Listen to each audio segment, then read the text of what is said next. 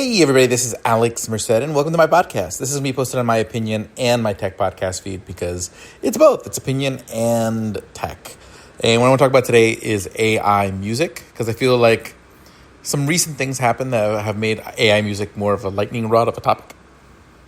Now, I'll start backwards, or I'll start with what recently is happening that's making this a topic and then kind of go through just sort of my long opinion on the subject. So recently, there is a Instagram TikToker by the name of Saxboy Billy. What he does is he goes on vacation to places. And then when he goes on vacation to places, he takes notes and then generates an AI song. Okay, I'm not sure exactly whether he... Well, probably is using Suno to generate the song itself. I have a Suno account. I love Suno. I'm also someone who's played guitar, written songs, played other instruments. So... wanted to be a rock star at some point. But then what happened was he did a video about Puerto Rico. So he did a trip to Puerto Rico. He generated the song, whatnot. And that one in particular was really, really catchy. Like the AI generated song it felt like sort of like a late 80s, early 90s. When I think about it, like it kind of makes me think of the song like Electric Avenue, that kind of vibe. It was just it's just a kind of a very sort of happy bop. It's a banger, okay? It's the first time I've seen where like an AI song goes viral. Most people just heard the song, they enjoyed it, and people started making like their TikToks on it, and they still are. And then I'd go back and like look at these TikToks, realizing it's an AI song, because if you've played with like Suno and AI music, you can tell. It's just like AI generated images. Like if you work with AI, you can tell what something is AI. There's just certain nuances to it that wouldn't exist generally in something that's more human made. Whether it's too much detail, too little detail, sort of weird details, a certain sort of kind of common quality regardless of the style. There's just a certain sort of, there's certain markers that I just kind of give away again, which is why it's important to embrace and engage with AI, because the more you engage with AI, the easier it is to recognize when something is AI or isn't AI. So I'm generally not someone who's don't AI. I consider myself sort of an AI evangelist, if anything. Okay. So that's the story. So basically, I'll go to the comments for these things, and it's always this interesting sort of like where people are just like enjoying the video. It's like it's oftentimes just, someone with their family just having fun with this song, okay, creating something new, okay, the new TikTok, the new Instagram reel. They're creating something new. Yes, the song is AI, but everyone's creating something new out of it, which is really nice.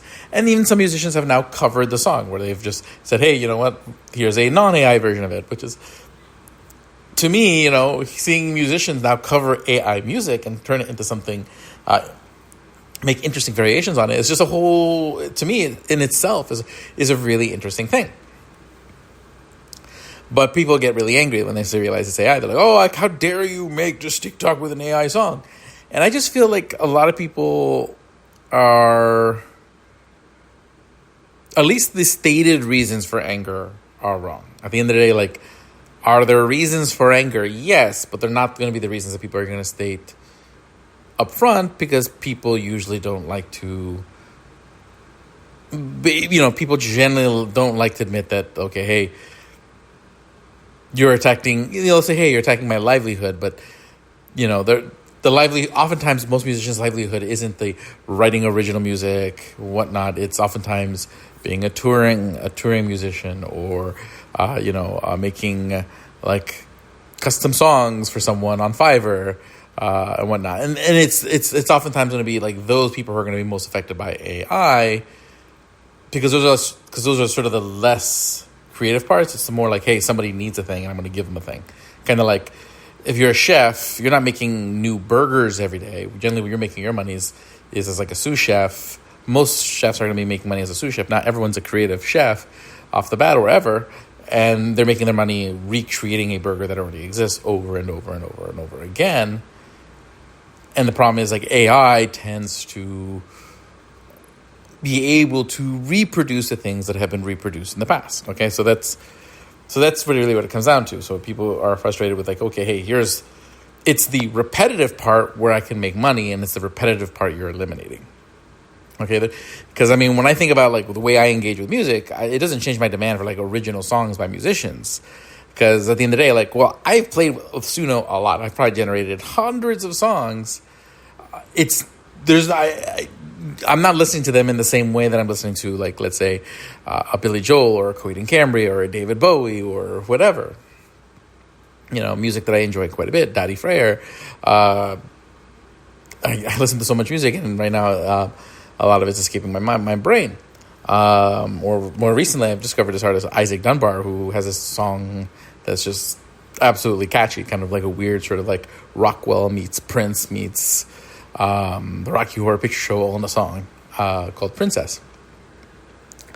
But yeah, no. So like in the sense that like when I'm listening to music, when I'm engaging with art, I'm looking for the human expression, and like I enjoy it for the human expression. I enjoy it for like the human statement. And when I look at AI art, it can be that. I'll come back to that. But it generally, like, there's a difference between, I would say, like, AI art and AI slop. AI slop is just something like someone threw in a few sentences into an AI generator and something came out. And usually you can tell AI slop from something that had some thought put into it. And you can put some thought. Like, you can write I've done it where I'll write some really detailed prompts and not maybe even work through it. And use that as like do some really complicated things and end up with some really interesting things. But yeah, no, Suno is oftentimes really fun for like, hey, I want to generate like, hey, it's my buddy's birthday, and I want to generate like a custom song for them, and just show them that I'm thinking about them. And yes, there were people who made money doing like that. Okay, but again, like oftentimes like. That musician, that's not really what they do. They want to write their own songs and be famous for writing the songs or performing or whatnot. Oftentimes, like again, jingles. Well, there are people who are like really are an art of making a jingle, and again, those people are probably like the people who do what they're doing are gonna have a role. But I mean, again, like when I'm thinking like again, buying the custom birthday song or hey, a custom song for a proposal or something like that, like that is something where I can see, okay, hey, something like Suno is going to be, it's going to limit, sort of like really impact that market. Okay, and that's generally kind of how I've mostly used it. Okay, as far as like songs with like lyrics in a singer, just because generally oftentimes the vocals in an AI song, where they're a lot better than they were in a couple years ago, there's still this sort of, it's not quite, like it sounds pretty good. It's just like it just doesn't click with you. It doesn't connect with you in the same way. But also as someone who's dabbled as a musician. I mean, I used to be much more deeper into music once upon a time. But I recorded all these songs when I was young. There were songs that I really enjoyed. I was really proud of that I wrote. I recorded them. They weren't quality recordings. I never really had the time or the energy or the motivation to go sit there and pursue sort of like a higher quality recording of these songs, with the fancy production. And one of the things you can do in Suno is actually load a recording, like a recording of you singing, a recording of an old song. And that's what I did. I took my old songs, loaded them in there, and we're able to hear them in a variety of different genres with these full productions. And that made me excited to write songs again. That actually motivated me to be creative, because I know, hey, if I can write a song, record myself with guitar, writing a cool song, I can then hear, just hear sort of the fully realized version of it. And that's really cool. If you go to my Instagram, Alex Merced Coder, and scroll back, you can find some video clips where I post the original recordings of me singing and playing the song, and then the AI renditions. Like, that's actually really, really good, because it's still, the cool thing is that when you use the AI to generate like it from my recording, it's capturing like your vocal inflections and whatnot, and you do get a much better piece of music. Like, you actually get, I think, something that like I would listen to on a regular basis in that case. And I've heard some pretty cool covers. Like, I've heard some people who do like cover, like probably the most, my favorite thing I've done is I heard like a funk cover of Nickelback's This Is Why You Remind Me. Like, actually, I thought that was an AI cover, and that is actually something I would listen to more than once. But again, at the end of the day, it's like, it's not something I'm like seeking out per se. Like I'm not like saying, okay, hey, I don't want to listen to human music, and then human music does listen to different. There's a certain rawness to it. There's a certain imperfection to it. There's a certain emotion to it that's different. Same thing with, like, again, art. When I go to an art museum, there's a difference when I'm taking a look at something that was put together by a person versus AI art. And again, there is some shades of gray. Okay, you can create art leveraging AI. There are people who put a lot of thought into it. Okay, we'll do, again, really elaborate prompts. Sometimes they'll put it, you go through several different iterations where they'll generate an initial image, then maybe edit that image a little bit, and then, generate another image and then splice the two images together. There's this larger processes where basically the AI is no longer just, hey, I'm just quickly generating the end result. It's a step in a larger process that I think still ends up, is totally viable. And same thing with music, because with like Suno, you can generate like instrumentals and actually pull out the individual tracks for the instrumentals, which is no different than someone just buying a bunch, producers in the past buying sample packs with, sample bass lines, sample whatnot, using them for inspiration. It's just now they can just generate them on the fly versus, having to, buy these packs and wait for them to exist in a sense, or create their own samples. Okay. And again, the music industry has kind of constantly gone through this. I mean, if you go back to like, probably when you first started having the recording of music, I can imagine, there was this is not the same thing as having a live person playing the music at your local bar. How dare they put a jukebox in the bar? Okay. You're taking the jobs from, the local musician who would play a live rendition of all the popular songs of the day. I mean, that's the way it was. You'd sell sheet music, and then you'd have someone with a piano playing the songs pretty much everywhere. So you had like much more demand for piano. And again, it doesn't necessarily mean there was that much more demand. It just meant it cost that much more. Okay, so you basically, the access to it was less. Again, that's the thing I think people oftentimes miss when things become like more commoditized, is that it increases access. You have a new class of people that get access to more. In this case, you're going to have a new class of people that has access to maybe not the same level of expression, but a level of expression with AI that I think is worth recognizing. Okay, and democratizing access to, and then again, oftentimes, as much as I consider myself a creative, at the end of the day, like, when you put the highest barriers to access to expression, well, then the people who are able to also consume that expression are only the people who can afford to. Because, again, if it's really hard to create art, you need to charge a lot for that art, which means only certain people really ever get to enjoy it. Okay, you may say, hey, well, people can pay for the museum.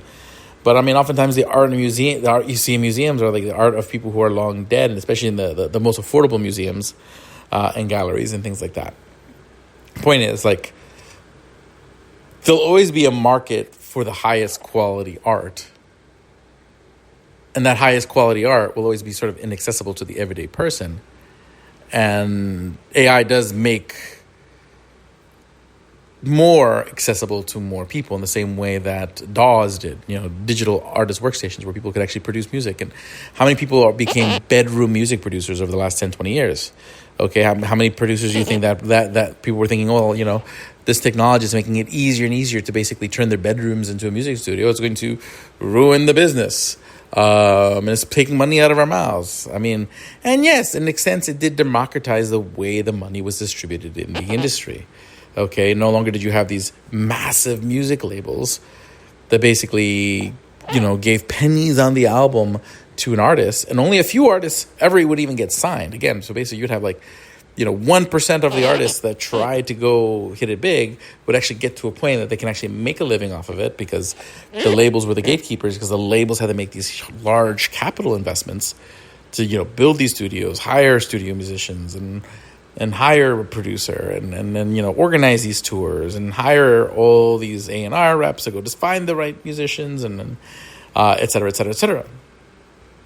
Okay, so basically there's a huge cost to it. So basically, again, the access to having that life of being able to actually say, hey, you know what, I make a living doing music is no longer there. If anything, basically you ended up in the era where basically you started having like digital audio workstations, you started having digital distribution of music. Now musicians have to do a lot more work, but musicians were able to do that extra work where they can keep more, and then an artist could make a living doing music with an audience of, let's say, 1,000 to 50,000. Okay, if you have 50,000 loyal listeners willing to pay you $5 a month to get a new song every month, that can be enough money to support a band, and then they make extra money touring and some merchandise, and you can live off that. But and more bands can, and nowadays you have probably more musicians making a living off music than you ever did. Basically living comfortably off doing music without doing it at the huge scale that musicians would have to before. Basically you either were, it's a lot like sports, where basically you either were making nothing or you were making everything. Okay, and AI hasn't affected sports yet. That's an interesting thought, like how, because basically the difference is, while both are physical, playing music and playing a game are both physical, with a sport, the physical is the output, in a sense. Okay, and in a sense, to the extent that you can turn music into a sport and start having like musical leagues and musical competitions, which they exist. We've seen things like the Masked Singer and whatnot, but actually if you were to turn music into a sport, you could create a different market. The more my brain's starting to think about it, but at the end of the day, again, you see this. You always see this trend again, going from the player pianos to the jukeboxes to the local 4-track recorders and home digital music equipment, and being able to build home studios, and then being able to build bedroom studios and using digital audio workstations and being able to use sampling and synthesizers to be able to replicate sounds of instruments you don't have or can't play, but still need to know music theory and things like that, and whatnot. Yes, the barrier to entry, but at the end of the day, you still need to be someone who understands music and to create something really interesting and new. And even with Suno, it pretty much is like, if you ever actually use Suno, it's more than just, hey, I type in a thing and it makes a song. They're building it out to be pretty much a full digital audio workstation where you have multi-tracks and you can record your own vocals in there, and you can generate a single track as part of a recording, or part of music that you already started building yourself. You can do really interesting things with it, and then those who really embrace that are going to be able to do some really interesting, cool stuff. But yes, but did I ever pay another musician to just generate a song to go to celebrate my friend's birthday, or to just do a nice gesture? No. So it's not. I'm not spending money on things I never spent before. I still have my Spotify subscription. I still buy albums on iTunes, because again, that's just a different experience. And the Puerto Rico Song and its virality, at the end of the day, I did add the Puerto Rico Song to my Spotify playlist, and it's probably the first instance of that. But again, how many songs have been generated on Suno? And it's not the quality of the song that's the issue. Okay, I mean, I've heard plenty of other just generated songs of that sound quality, production quality, just like anything else. It was a roll of the dice, and that song was just particularly catchy. Okay, if you go back to Saxboy,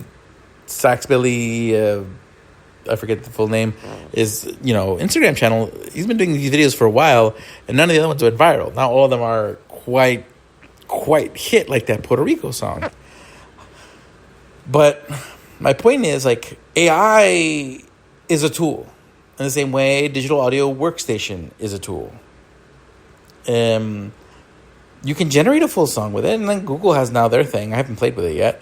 And you can generate songs.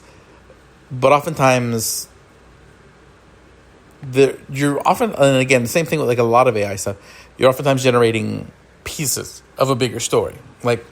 Again, with images, I don't generate, let me take a look around, if I have any exceptions. But no, and generally, if I take a look at the art hung around my house, it's all human-made art.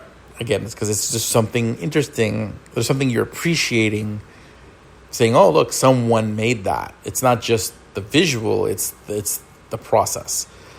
But I also generate a lot of digital art for things like business cards or promotional images, marketing images, where the process isn't the thing that's being appreciated. It's the goal is to make a thing that achieves, like, you're not looking for the best thing in the world. You're looking for something that's good enough to achieve a result that has nothing to do with artistic expression or whatnot. Now now there is, I think, something legit to be said that, hey, everybody's art and music was part of the training and they didn't realize what was going to happen. But that's how things go. It's unfortunate, but again, this is not the first time in history these things happened, where basically innovation is based off understanding what people already know, being put to kind of like to a disadvantage. I mean, you can think of, this is not quite analogous, but you can think of something like Roy Kroc and, what he did to the McDonald's brothers. Okay.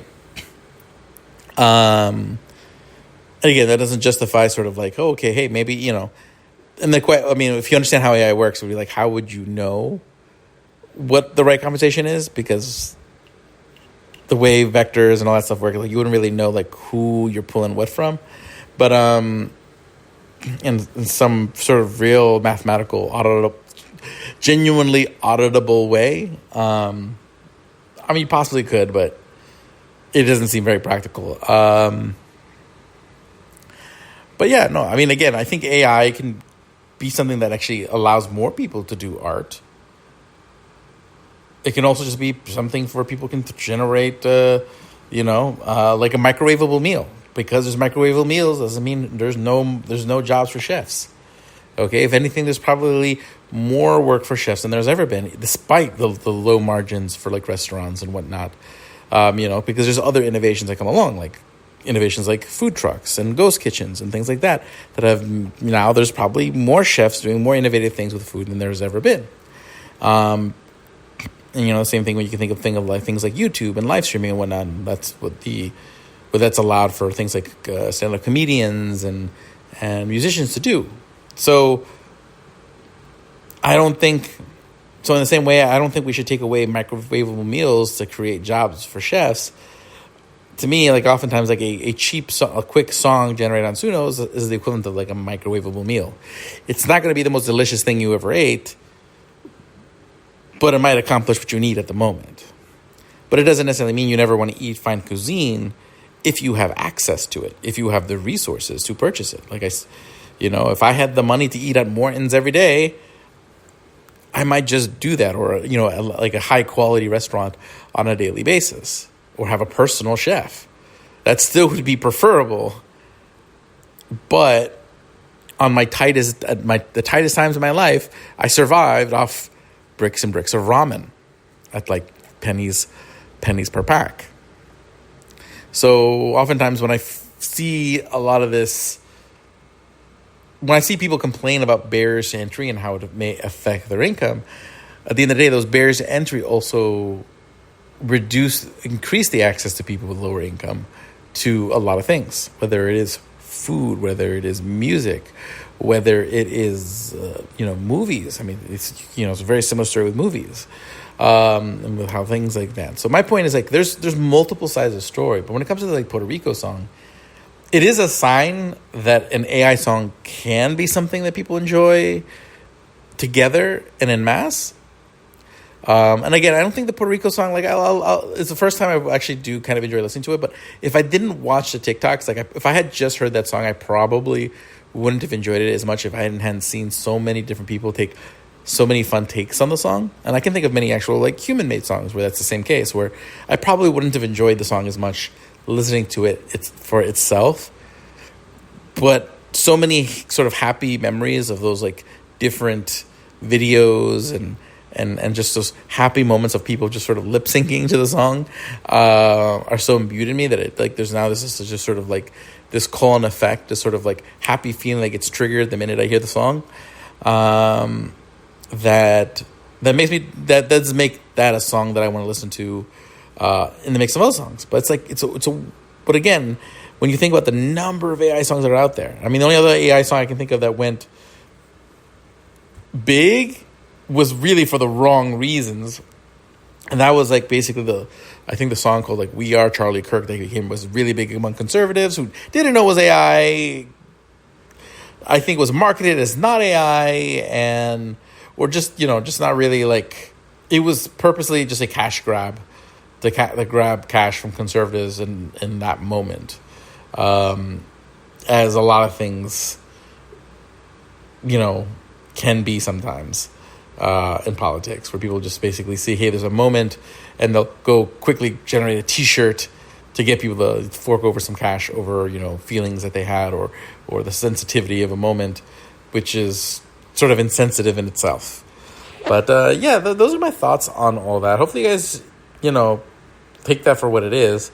My opinion doesn't change the world, doesn't change how you feel, doesn't mean you have to feel differently than you do before you listen to it. But hopefully it's an opinion that you can digest and, take it for what it is. I'll see you all later. Again, my name is Alex Merced, alexmerced.com if you want to find out all the things. If you haven't subscribed to this podcast feed, do subscribe, leave review on iTunes, all that good stuff. It definitely helps make sure that other people can discover the podcast too. But otherwise, have a great day and enjoy.